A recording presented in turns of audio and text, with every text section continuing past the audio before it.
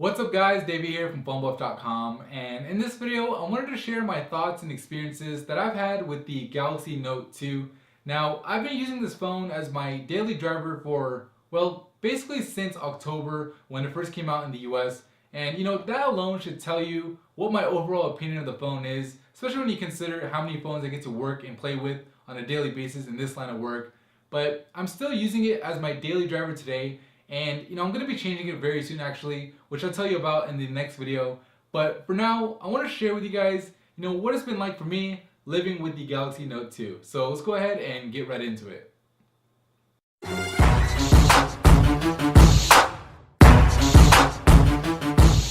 So there are so many things that really make, having the Galaxy Note 2 a unique experience. But out of all of them, I'd say the one that really stands out to me is how many people have come up to me and asked, oh, what kind of phone is that? Or, hey, is that the new Galaxy? I've even had a couple of people come up to me and ask, is that the iPad mini? Now, regardless of what people ask me, the thing is, people are really curious about the phone. I mean, I've never had a phone get so much attention. And, for those of you guys who are a little bit shy, I think it could be a good conversation starter. But obviously, the phone gets so much attention because the thing is huge. I mean, this is one big phone. Now, for some people, that alone could be a deal breaker. In fact, I've heard a lot of people say, oh, I could never use a phone that big. I like it, but it's just too big. And I can see why some people would say that. For example, if you have smaller hands, it could be an issue. I mean, it is a big phone, and reaching across the screen can be really, really hard. As it is, if you have smaller than average hands, it might be a deal breaker. And it doesn't really have to do with just your hand size. It can do with your clothing too. For example, I know a lot of girls out there, who say, oh, I'd really like to use that phone, but it's just too big to fit in my pocket. And it's not just a girl thing, by the way. It could be, for a guy too, if you wear tighter clothes or if you have clothes with smaller pockets. But definitely is an issue if it doesn't fit in your pocket. If you're a girl, maybe you can put it in your purse, but I don't know how convenient that would be.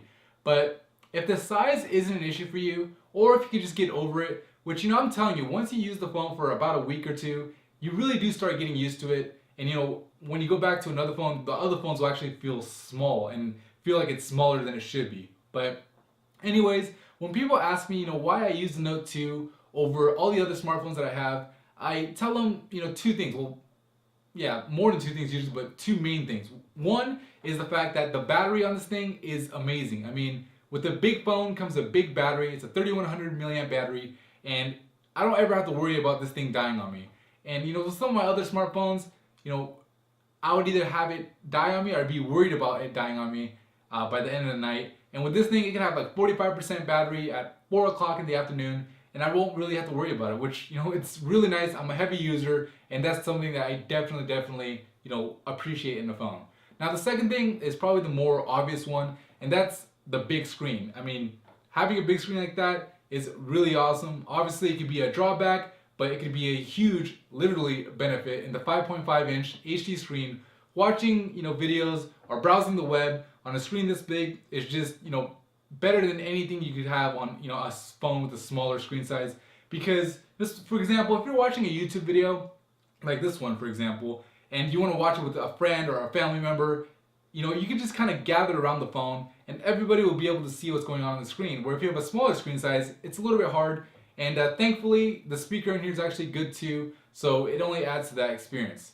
Now, besides the battery and the screen size, there's probably a dozen other features that I really like, but if I were to go into them all, the video would be way too long. So the main one I want to cover is TouchWiz. Now, if you follow the channel, you probably, are wondering why I would say that, because I'm generally a fan of the pure Android experience, but I feel like Samsung really added some value with TouchWiz on the Note 2.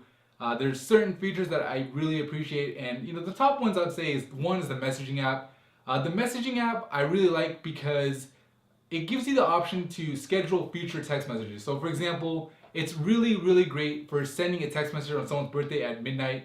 Another thing is the alert repetition, which is really good for me at least, because sometimes when I get a text, I don't check it right away, and then I end up forgetting to check it later because the phone's just in my pocket.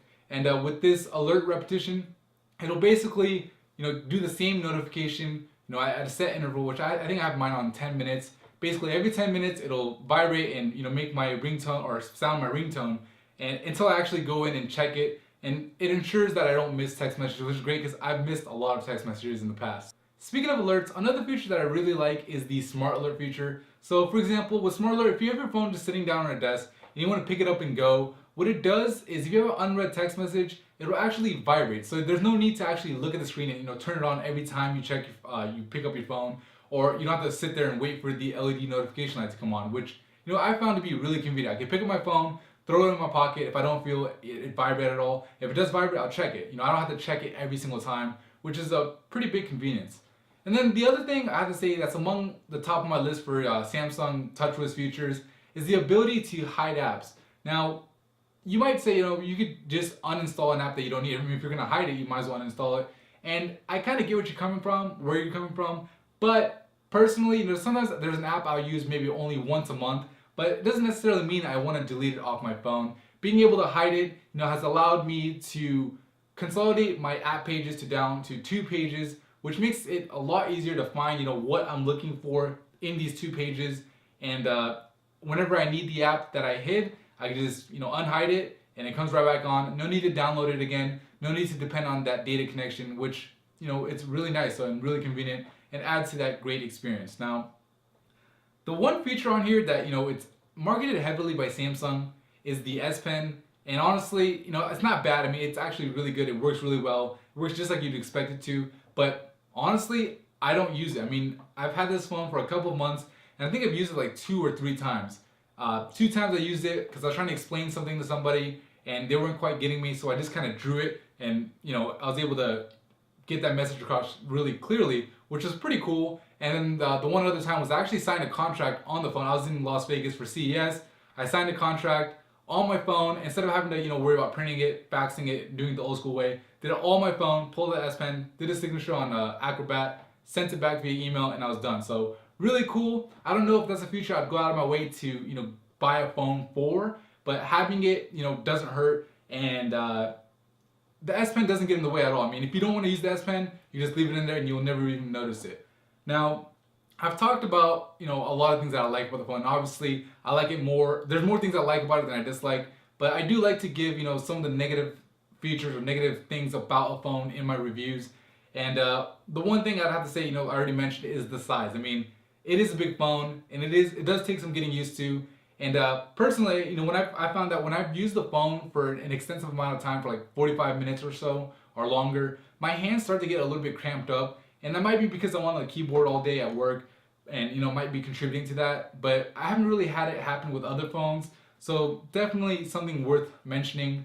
But other than that, I have to say I'm pretty happy with what Samsung did with the Note 2. I mean, it's got the quad-core processor, 2 gigs of RAM, an HD screen that's huge, great 8-megapixel camera. It has LTE, NFC, Bluetooth 4.0, removable battery, a micro SD card slot. So I mean, it has pretty much everything that I'd want in a phone. Maybe the only thing I'd say other than the size that's a drawback is the plastic design.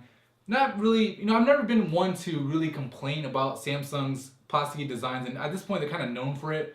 But I dropped my phone recently and it got a little scuff mark, and it was like from like 1 foot up. I was like on a chair and it fell down on cement and it got a scratch, which some of my other phones, even like the iPhone 5, hasn't done that. So that's a downside, but if you don't really drop your phone, not that big of a deal. But yeah, I mean, those 2 drawbacks are definitely something to consider, but I think that the pros heavily outweigh the cons with the Note 2, at least for me personally. Now, that's the thing with phones, it really comes down to personal preference, and it matters what's important to you. If the size is too much for you to deal with, then obviously this isn't the phone for you. But that's not to say that the phone can't be improved too. I'm sure with the Note 3 there's a lot of things that Samsung's going to be able to do.